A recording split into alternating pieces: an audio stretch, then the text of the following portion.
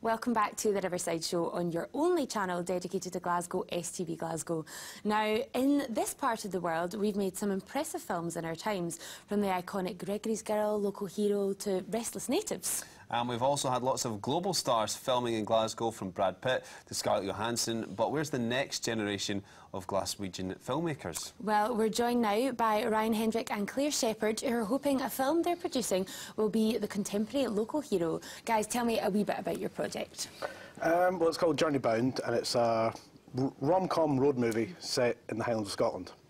Essentially about two guys that have to go on this trip to the top of Scotland for one of them to save his relationship with the love of his life.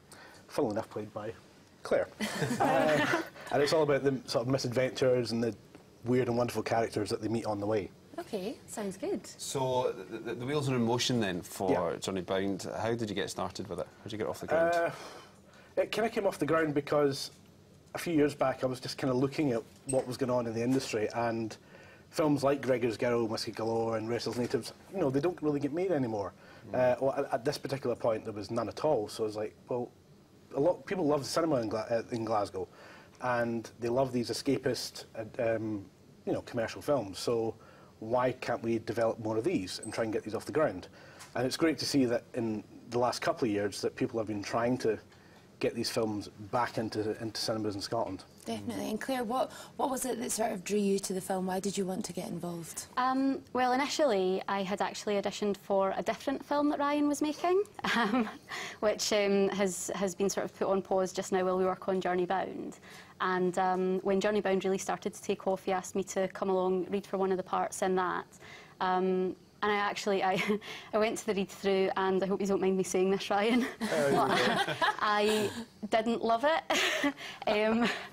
The script was great, but it was very boyish. It was a proper lads' film. There were lots of explosions and car chases and things, and I sort of felt that the female characters weren't as strong. There wasn't enough there for the women, so the word you used was offensive. I politely declined and wished him well with it. And by the time I got back to my car, I had got a message from Ryan, which I thought was, oh no, I'm going to get a torrent of abuse here. That was probably quite rude. But what it actually said was, I agree with your feedback. I'm not quite sure I'm the person to make these changes, but I think you might be. Would you be interested on coming on board as a writer as well? Okay. So, I said yes. I was really excited about that. Came on board as a co-writer, and thankfully still have my part. That was lucky. That was a lucky meeting indeed, wasn't it? It really was. I very much thought I was going to get recast. It was good timing because it went through a few drafts and it was nearly optioned at one point, and then it kind of stalled. And I wasn't quite sure what was. I knew something wasn't right, but it was just something I just couldn't quite figure out, and then Claire figured it out. Yeah.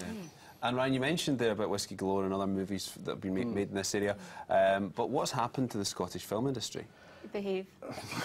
Oh, I don't know what you mean. Yeah, I think just in recent years, I mean, obviously money's an issue. Obviously we've kind of had the recession.